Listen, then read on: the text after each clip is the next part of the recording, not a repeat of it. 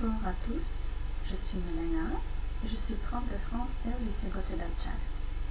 Dobar den na svite, ja sam Milena, profesor po francuski jezik u gimnaziji Gottlieb. Dneska zajedno s vas se zadržimo na tema pozicija pomeđu passé composé i l'imparfait. Znači, целта на нашия час биде да разбираме и примениме минато свършено како и минато несвършено време, но исто така и да направиме разлика меѓу нив. Например, ќе се подсетиме на формирањето на овие две времења, секако дека постои разлика помеѓу нив. Passé composé е сложена структура на време, која што се прави со auxiliaire à être, ou avoir au présent et le participe passé. Например, il a mangé un gâteau, a mangé е лична форма од глагол manger во passé composé. Но за разлика од него, l'imparfait е проста структура на време, која што се формира avec le suffixe de l'imparfait ajouté à la conjugaison de vous ou nous au présent. Например, il mangeait un gâteau. Manger е лична форма од глагол manger во l'imparfait. Сега, накратко, и се задржиме на passé composé. Рековме дека passé composé е време кој што се прави со помошен глагол être или avoir, така да потребно е да знаеме кои глаголи одат со être, кои со avoir. Со помошниот глагол être се прават повратните глаголи, значи вербономино, една група на глаголи, тоа се глаголи кои што скажуваат движење, како например arriver, partir, aller, venir, entrer, rentrer, retourner, sortir, passer, rester, monter, descendre, tomber, naître и mourir. Додека со помошниот глагол avoir се прават сите останати глаголи. Освен што е потребно да знаеме кој глагол оди со кој помошен глагол, потребно е да знаеме формата на партицип пасето. За да знаеме партицип пасе, потребно е да знаеме од која група е глагол, за да дојдеме до соодветна форма на партицип пасе. Кога ќе го добиеме конечниот резултат, ќе внимаваме на усогласување на партицип пасето, l'accord du participe passé. Усогласувањето се прави кај глаголи кои што се прават со помошен глагол être, значи тука имаме усогласување avec le sujet, значи со подметот во реченицата. Одека многу е битно да внимавате кој и колку би се субјектите во реченицата, за да усогласувањето, однос на партицип пасето биде соодветно, додека останува пак збор за глаголи кои што се прават со помошен глагол avoir, туку усогласување нема. Таму без разлика на тоа кој и колку се вршителите на дејство, партицип пасето, еве гледате, останува неменливо, односно има иста форма за сите ситуации. За разлика од l'imparfait, од passé composé, l'imparfait е проста структура на време, кој што се прави со наставки. Тоа се овие наведените. Овие наставки се додаваат на лична форма од глагол во прво или второ лице, множина, сегашно време. Например, ако станува збор за глагол faire, прво лице множина е nous faisons. Кога таа форма ќе го оттргнеме завршетокот ONS, она што останува ќе биде основа за правење на l'imparfait. Значи на таа основа се додаваат само наставките. И сега она што нас многу повеќе ме засега, тоа е во која ситуација да употребиме passé composé, а во која ситуација да употребиме l'imparfait. За таа прилика ќе ви прочитам дел од приказна која што сите ја знаеме, тоа е Blanche-Neige, односно Снежана, и каде што јасно ќе видиме ситуации каде глаголот е во passé composé или во l'imparfait. Il était une fois une princesse qui avait la peau blanche comme la neige. Elle s'appelait Blanche-Neige. Quand elle était petite, sa mère, la reine, est morte. Il a été temps pour son père, le roi, de se remarier avec une femme très belle mais très arrogante. Chaque matin, elle s'est regardée dans son miroir magique. Un jour, son miroir lui a dit: Oh reine, tu es très belle, mais la Blanche-Neige est la plus belle en ses rayons. En attendant ces mots, la reine est devenue pâle de rage et de jalousie. Elle a commencé à détester Blanche-Neige. Un jour, elle a demandé à un de ses serviteurs de tuer Blanche-Neige, mais elle était si belle qu'elle l'a laissée partir dans les bois. Ovaj izvadok od prikaznata za Blanche-Neige.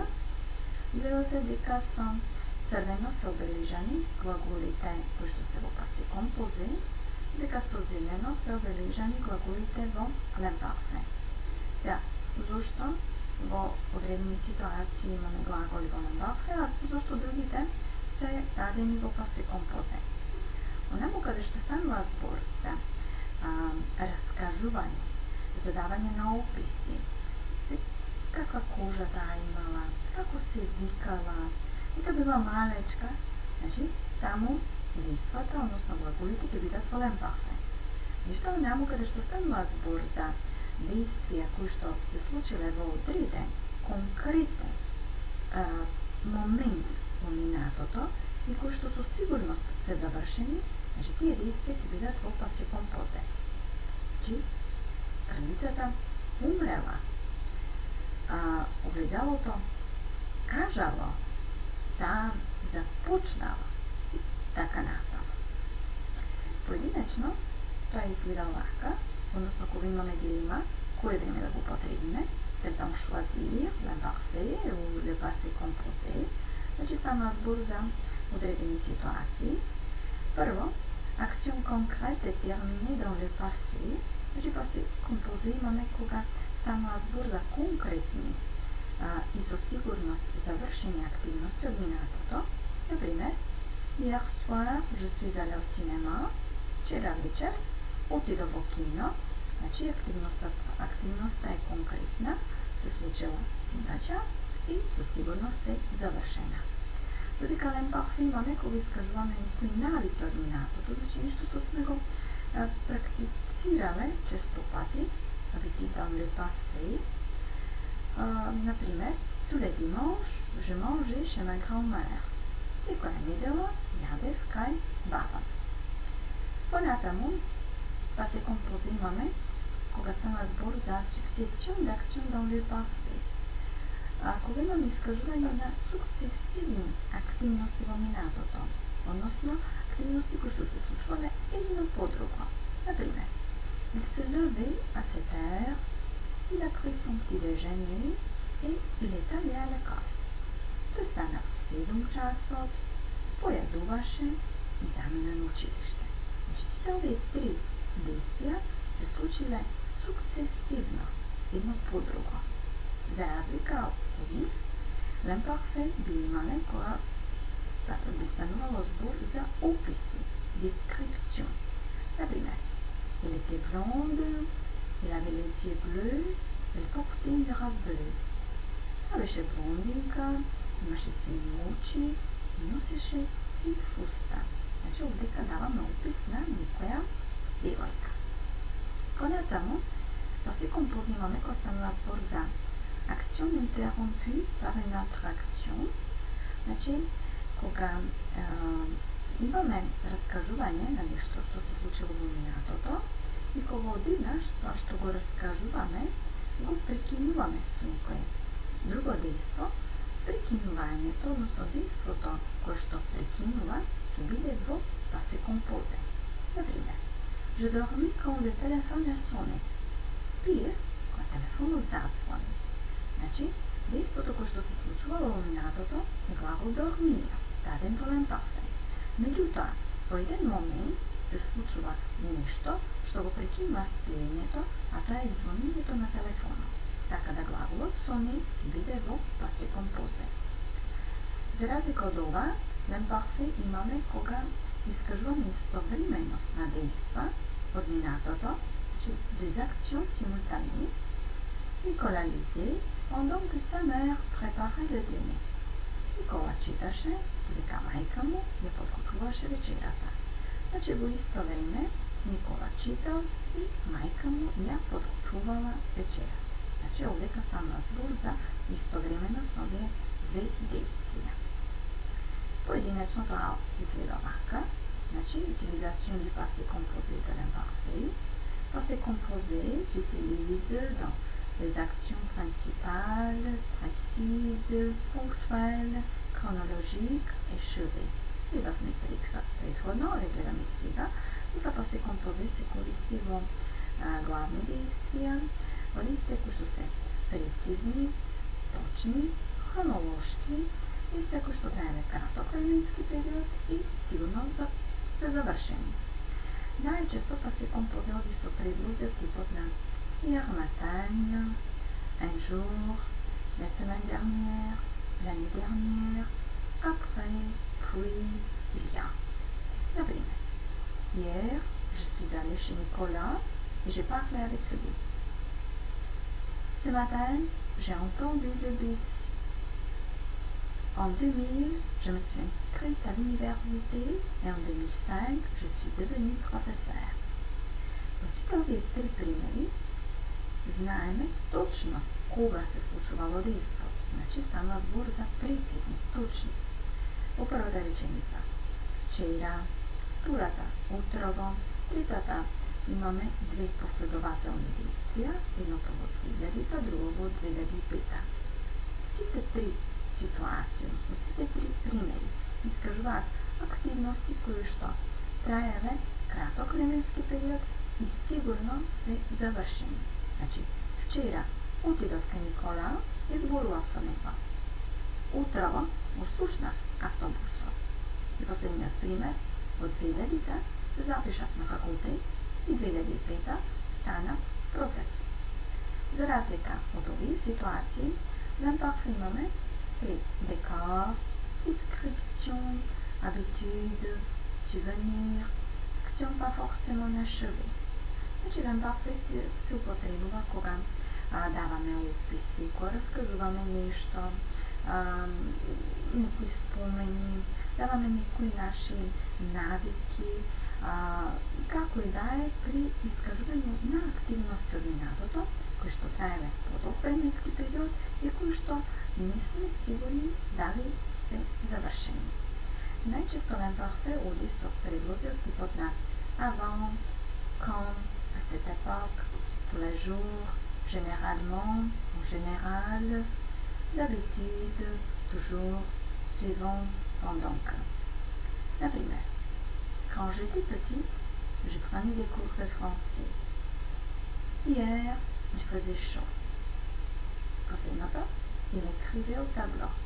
Че во сите овие три примери раскажуваме нешто од минатото, че во првата ситуација, кога бев мала, посетував часови по француски јазик, че нешто што се случило во минатото, меѓутоа за кој што не знаеме точно колку време траело.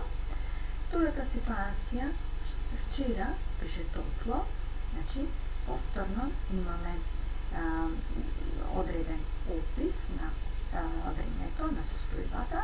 И третата ситуација, или кривеј од табло, тој пишуваше на таблата.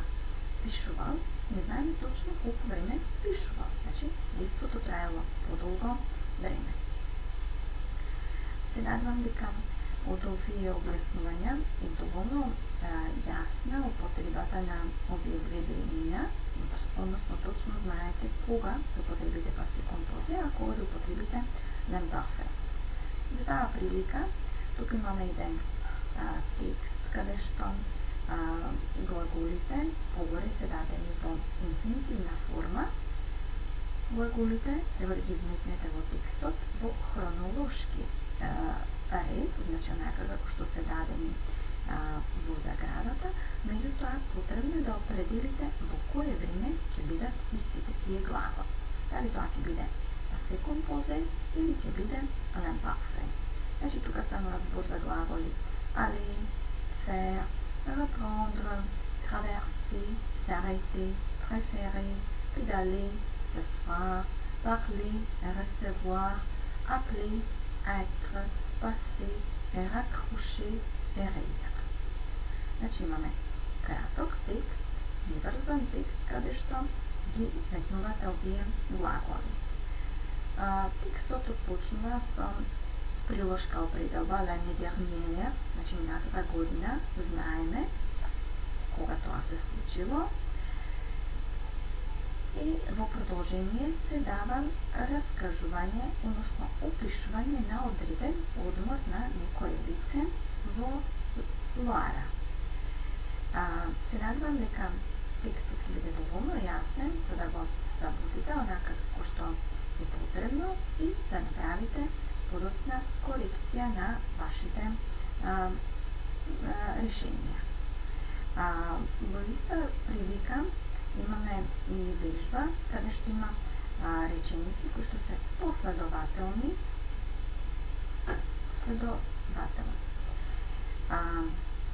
Се надевам дека материјава е доволно јасна. Благодарам на вниманието.